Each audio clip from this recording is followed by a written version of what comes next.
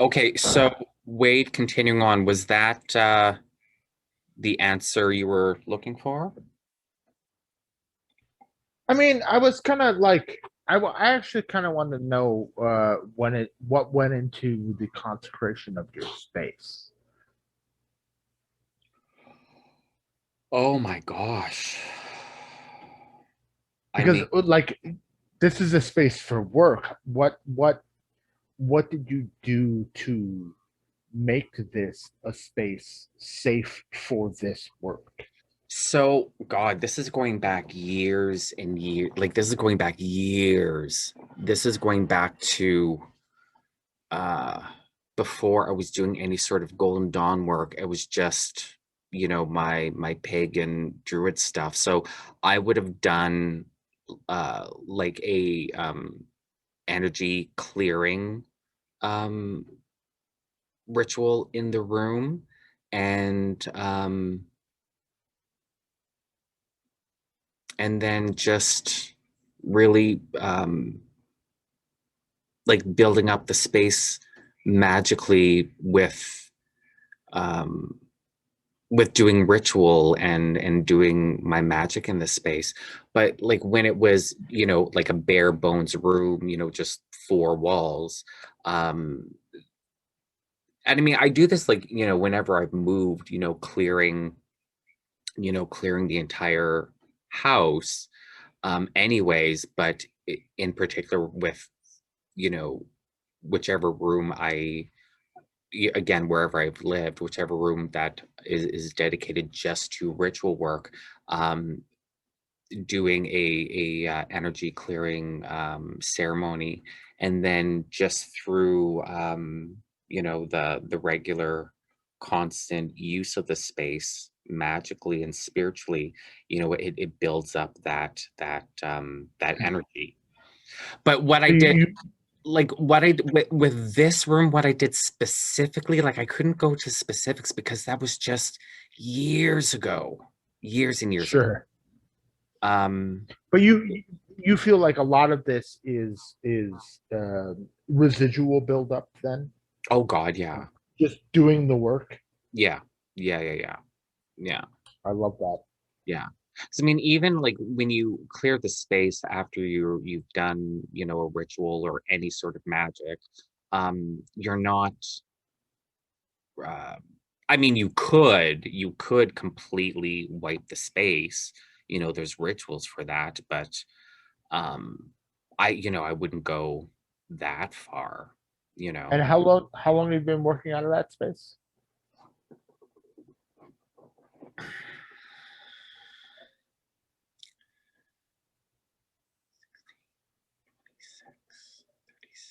36, Long enough he's got to count. 26 years. Whoa. So Yeah. you've been doing this 26 years in that room. In this room, I've been doing this for about 28 years, but 26 in this room. God damn. Yeah. That's yeah, that's some buildup. Yeah. That's some serious juice. Yeah. So, okay. So that pretty much answers your question. Absolutely. Get back Okay. to the thing. Perfect. Okay, so moving on, now we're gonna start with the first formulation that we're gonna do. This is on the event description. I gave the two formulations. So this is like an energy clearing incense. This is the first formulation, the really, really simple one. That's just the frankincense, myrrh, and sandalwood. So if you guys are playing along with me, get your frankincense, myrrh, and sandalwood handy. Now, like I was saying earlier, when I'm doing a formulation, especially when I'm coming up with a new formulation, I usually work it in six parts, and I work with teaspoons. So if I have 6 teaspoons, that works out to be 2 tablespoons. I mean, that's a lot if you're making an incense just for one specific working. So you might want to cut that in half. But for me, it gives a really good idea of what uh, an incense is gonna look like and smell like, because when I scale up, because when I'm doing batches of like enough for 40 or 60 ounces. So sometimes when you start scaling up an incense, it doesn't that small formulation. If I'm only doing like if I've only made like half a tablespoon or a tablespoon, just doesn't translate into like that bigger batch. So the 2 tablespoons I find tend to be helpful. So we're gonna do 2 tablespoons. Well, I'm gonna do 2 tablespoons. You can do whatever amounts you want. So this is like a ridiculously oh, Morgan, sorry. If you have a question, because once I switch to my Incense camera, I'm not gonna be able to see raised hands or questions in chat. So if you have a question, just unmute yourself and ask. Yes. Hi, everyone. I just want to clarify something. Yep. When you say you're using 6 parts, Mhm. you refer just 50% of the plant ingredients, or you mean everything with the resins too and good? Okay, so when I'm talking about 6 parts and whether, 1 part is a teaspoon or whatever size you use, that's for the entire, formulation. Now, Okay, thanks. like yeah, so like I said, very rarely does my, formulations go where the herbs are half, so that would be 3 parts. Um, I mean, I do on occasion, but that's pretty rare. So, when I'm talking about 6 parts, I'm talking about 6 parts for the entirety of the formulation. If my herbs make up half of that, it would be 3 parts. Yeah, so I hope that answers your question. So let Yes, thank me you about that. okay, so I'm gonna switch camera views. Bear with me.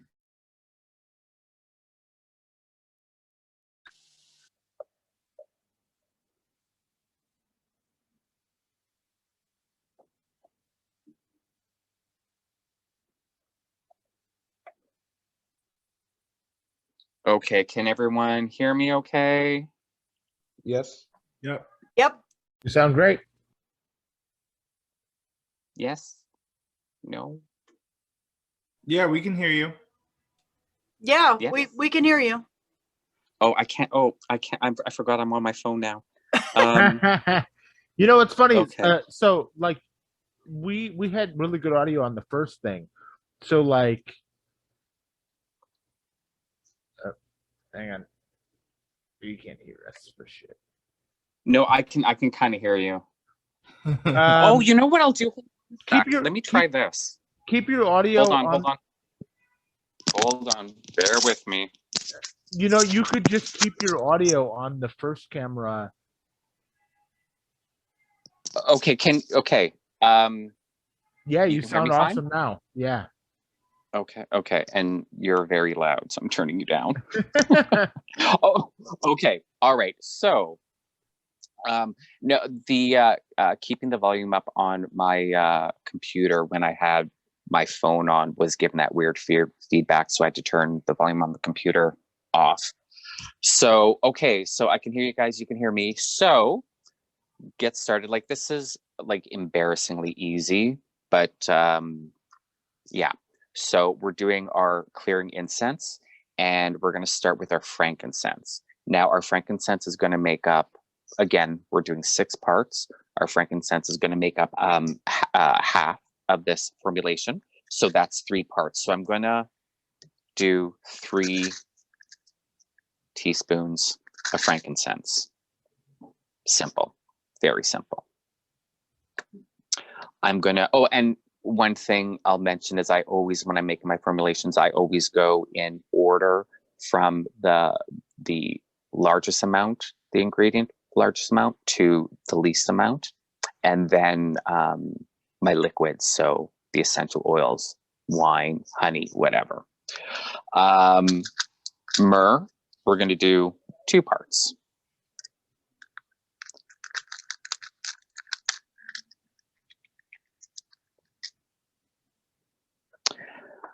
Now, what I always do after adding an ingredient, I always mix.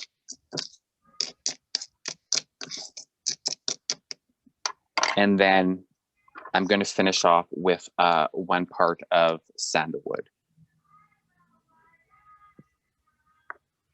Like I said, this is like ridiculously, embarrassingly easy. Like I feel almost condescending when I do this in a workshop because it's so simple that I'm like, I'm not actually thinking that people are so brain dead that they can't figure this out on their own. But yeah, it's as simple as that. Like your incense can literally be as simple as that.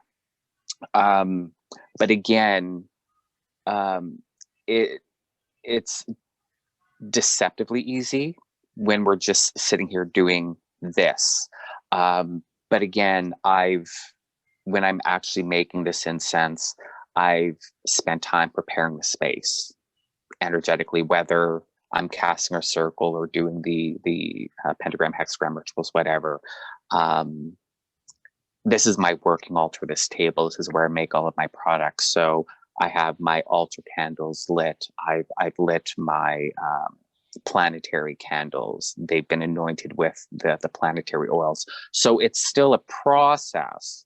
And then as I'm doing the incense, mixing it, I'm thinking about the intent of the incense. So there is a process. As simple as this was, there is a process. But whenever I do this workshop, I do want to make a simple incense so that people can follow along, because not everyone has 50 different herbs and resins and woods in their room like I do. Not everyone has 80 different essential oils that I do. So, I like the participatory nature of people being able to, make it along with me. So, doing a nice simple incense like this is great.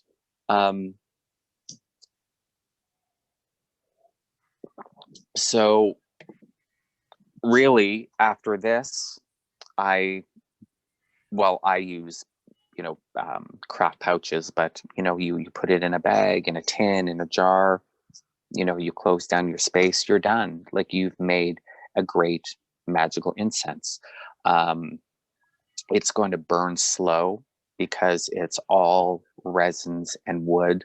The myrrh will help to cut down on that burning resinous smell of the frankincense. And wood, regardless of what wood you're using, always just adds such a nice dimension to the smoke. This is purposely being a clearing incense. This is purposely resin heavy because you want a lot of smoke with this, because the smoke is clearing out the negative. It's bringing in the positive energies. There is, when I was talking earlier, like if your incense is resin based, it's going to be smokier than if it's a wood base, and you may want to adjust to suit your preferences. There are times when you want that heavier smoke, and this is one of them. With like a clearing incense, you want that heavier smoke. So that's why this blend, my clearing blend, is resin heavy, to get that nice billowing smoke coming out of it. So any questions with that? Oh.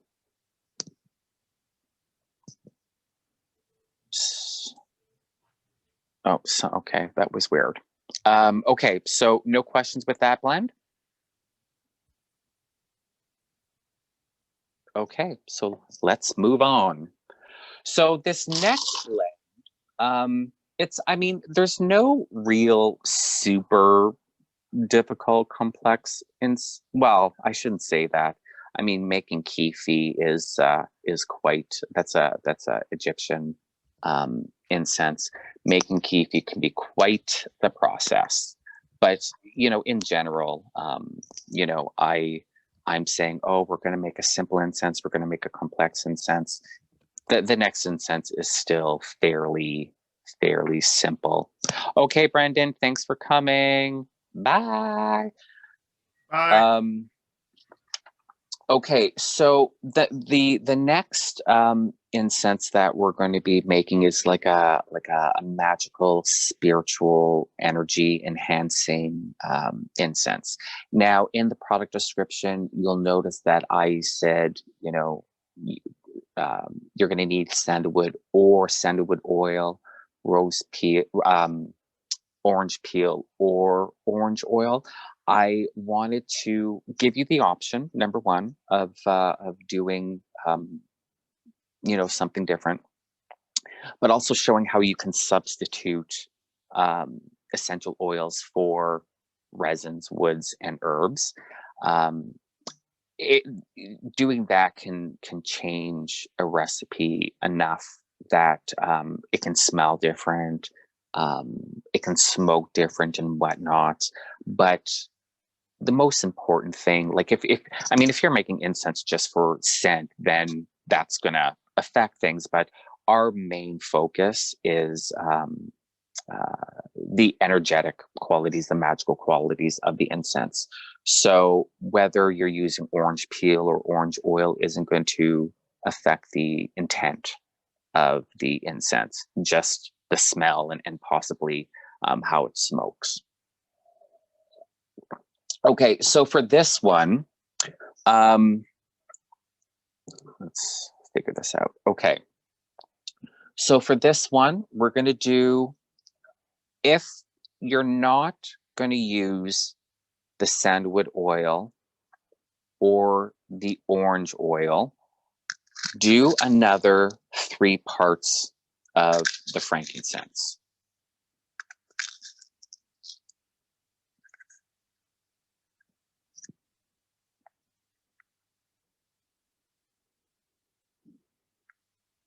If you're going to use the sandalwood oil and the orange oil, don't do this next step with the sandalwood, and don't add your oil yet. But if you're not going to use those oils, do 2 parts of sandalwood.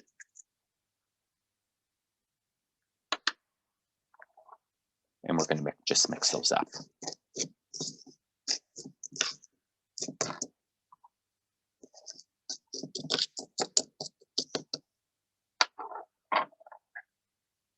Then you're going to do 1 part of myrrh. If you're using the sandalwood oil and the orange oil, do 2 parts of myrrh. And again, mix those up.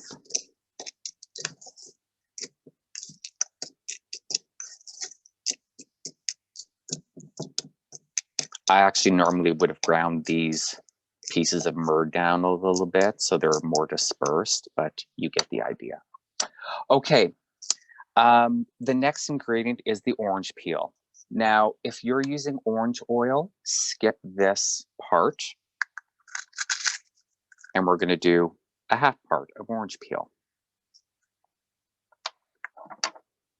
And again, we're going to mix. Remember, we always mix every time we add an ingredient.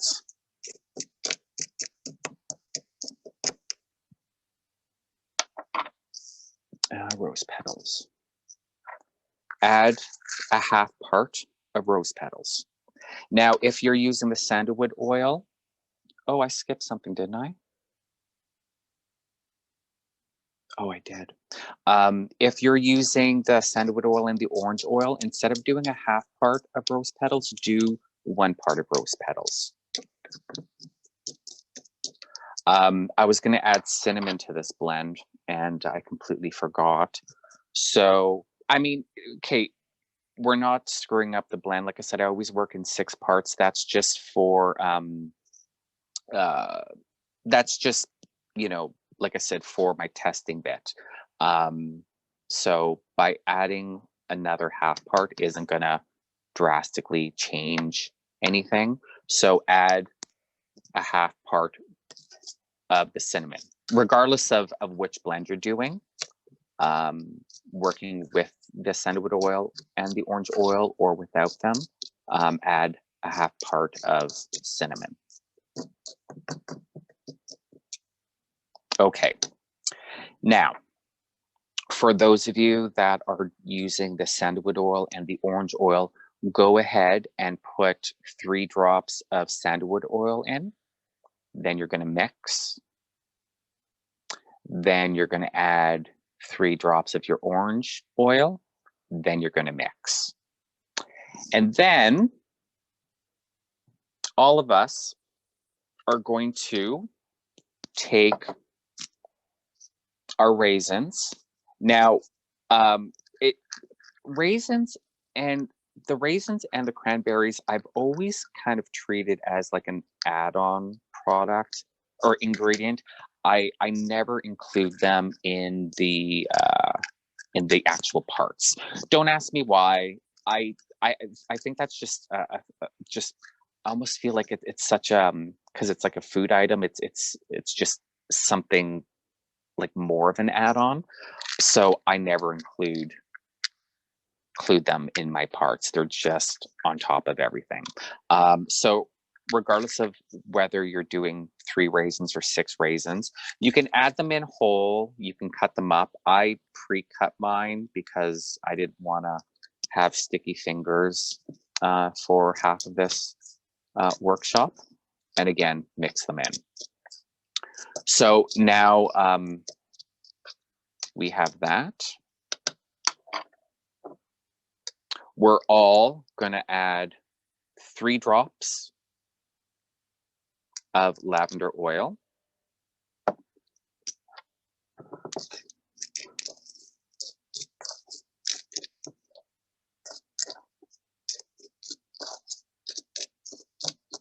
Lavender oil is a pretty strong oil, so I always start with 3. Well, I mean, I always start with 3 drops with my essential oils when I'm doing blends, and then I'll add more or take away if necessary. The only 2 oils that I have to do less of are eucalyptus and camphor. They're so strong that I only do 1 drop for a 2 tablespoon amount like this, because they can just be so overwhelming. So at this point, what I'll do is I'll smell my formulation, and is there enough lavender? In the case of whoever's also doing this with the sandalwood oil and the orange oil, is it enough? You can add, a couple drops more, play around with it a bit. But once you're happy with those amounts, then you can add your red wine.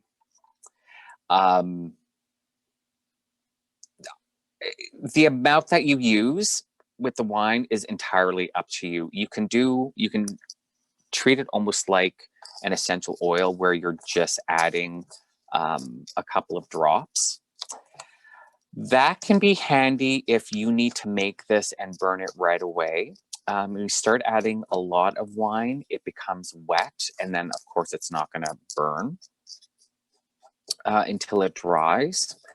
I tend to be really, really liberal with my use of wine in a formulation, because once it dries down, it has such a nice scent to it. Like it really adds to the incense. So I tend to be really liberal with how much wine that I use. And again, keeping in mind one thing that, like I was saying earlier, when you're using wet ingredients like wine, honey, and essential oils, they'll coat your resins. Your resins will absorb them a little bit, and that can really, really, really cut down on that burning resinous kind of scent that you get, especially from something like frankincense. So I like to be really liberal with the wine.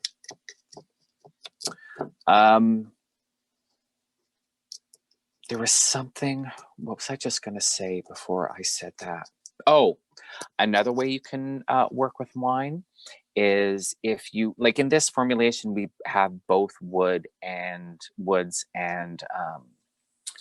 dried fruit in it. So what you can do is you can pre-soak the wood and the raisins in wine for a couple of days until it's absorbed all the wine. So you can also work with it that way. I mean, you could also do both. You can, you know, pre-soak the wood and the raisins, and then add wine if you want a bit more wine. But that's also, you know, a good way of getting a stronger wine smell. That, but where you can use the incense right away because those ingredients have absorbed the wine. They've now dried out. Whereas now, like with this batch, I'm gonna have to let it sit and wait until it dries before I can use it. So yeah, again, it's really, it's about the magical intent, you know. So there's no rule when it comes to that. Soak it, add 3 drops, add a lot. That's, you know, that's really about your preference at the end of the day. Now, for those of you that used the orange peel as opposed to the orange oil, if you've never worked with dried orange peel, you're going to notice it doesn't have that bright, effervescent, citrusy smell. It's dried peel. But I mean, even smell your rose petals. They don't smell like fresh roses. And that's okay. But if you want to kind of have a more complete sensorial experience with your incense, if you want to open up the bag or the jar or whatever and get hit with that orange and get hit with that rose scent, because I mean, it starts getting a little difficult when you start paring down. Like you take a formulation like this and be like, okay, well, I'm going to use rose oil instead of rose petals. I'm going to use cinnamon oil instead of cinnamon. I'm going to use orange oil instead of orange. And I'm going to use sandalwood oil instead of sandalwood. You're left with, you're left with frankincense and myrrh, and then everything else is oils. Not like that's a bad thing, but the scent is just going to be so completely different. So, you know, so you're still going to use the rose petals and the rose peel, but you're like, oh, it doesn't have, you know, it doesn't smell like orange. It doesn't smell like roses when I take it out of the bag or the jar. There's nothing wrong with when you look at a formulation like this and say, okay, I'm going to use all the dry ingredients. I'm not going to substitute the oils for the dry ingredients, but what I'm going to do is I'm going to take the oils of the dry ingredients and I'm going to add all of them. I wouldn't with the sandalwood, but like the rose and the orange, or the rose, orange, and cinnamon, you can add those oils to this formulation while still having the rose petals, the cinnamon, and the orange peel. You're not changing the magical intent. You're changing the scent, but that's okay because that's what you wanted to do. You smelt this incense and you're like, oh, I want to smell that orange. We're down to 10 minutes. I want to smell that orange. I want to smell those rose petals. So you can do that as well. Again, there aren't rules that you have to stick with. You get to be able to play around with your formulations quite a bit.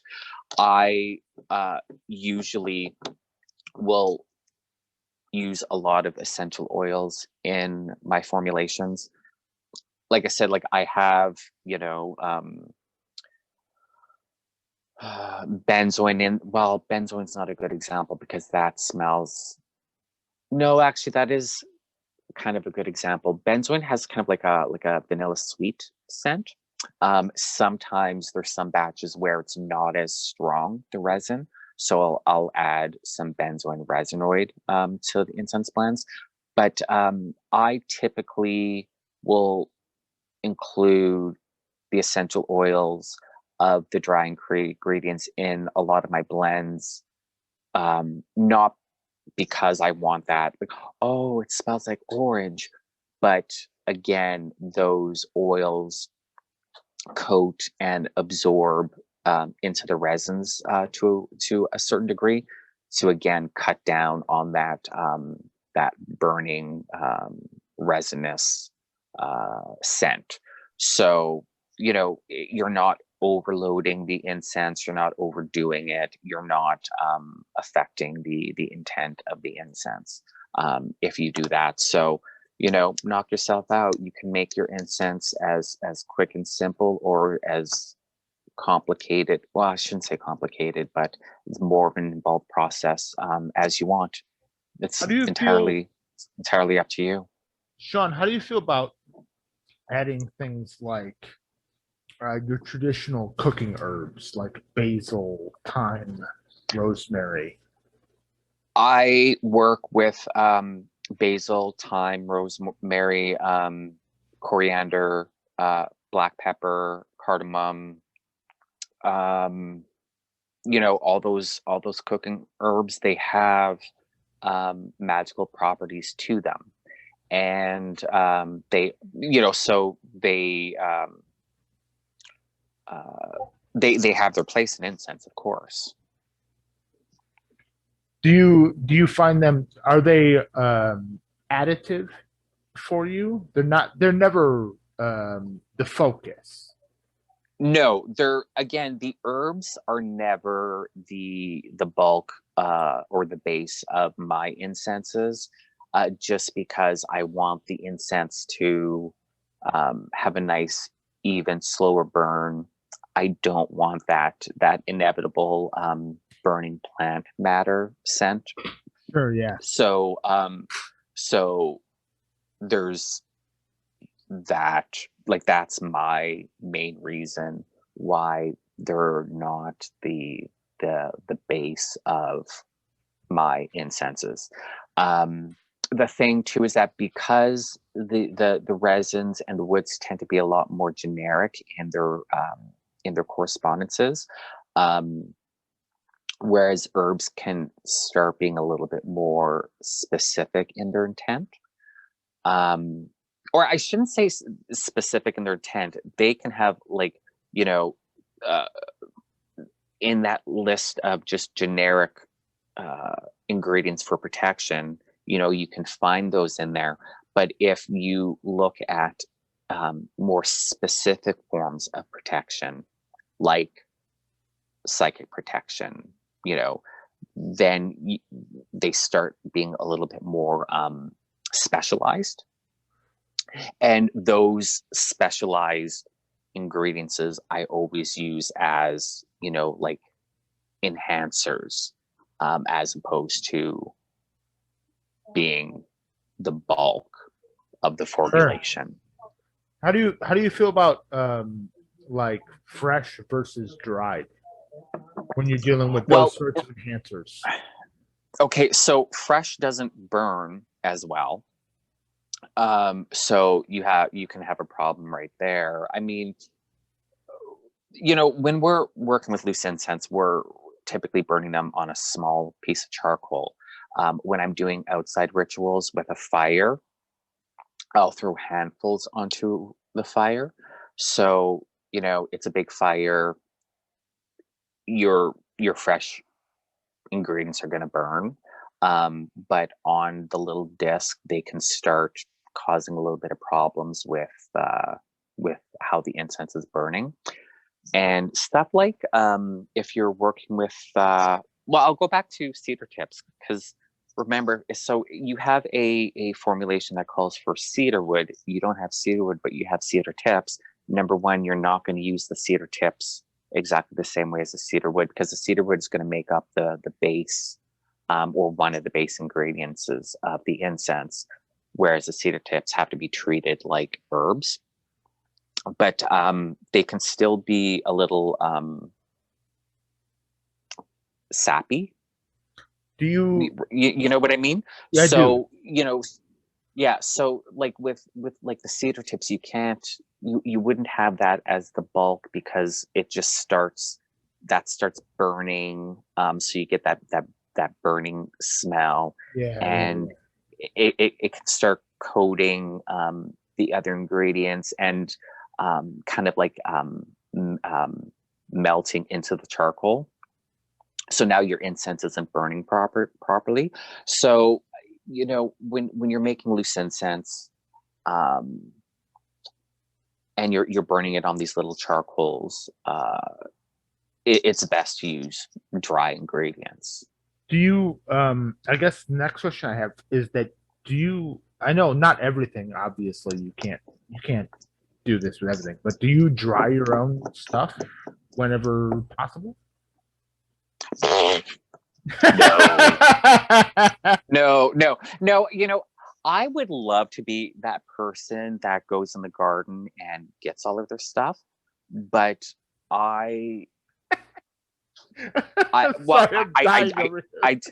no, it's just I would love, you know, if this was a hobby, or if I was only making incense for myself, for my personal use, I would, because I used to grow, you know, a few herbs. But like I mean, like my last wax order was a ton. Like my last wax order was 2,000 pounds of wax. And, you know, that was supposed to last me 6 months. It lasted me 3 months. When I'm buying my herbs, I'm buying in pounds, like 25 pounds of this, right. 10 pounds of that, 15 pounds of this, 25 pounds of this. I guess so. I would need like a commercial greenhouse. Right. Like if I was, you know, if all of these ingredients were, I mean, like I couldn't do storax and frankincense and dragon's blood stuff like that, but all the other stuff that I can grow in a greenhouse, like I would need a commercial sized greenhouse, and I would need staff. I know we're running low on time here, but I want to ask you, do you feel that there is a difference between the stuff that you buy commercially and things that you buy, like grow yourself and dry? You don't feel there's a difference there? No, I don't. I don't, because the plants, like everything I buy is either okay. We got about a minute left. Okay, I'll see you guys in a few minutes.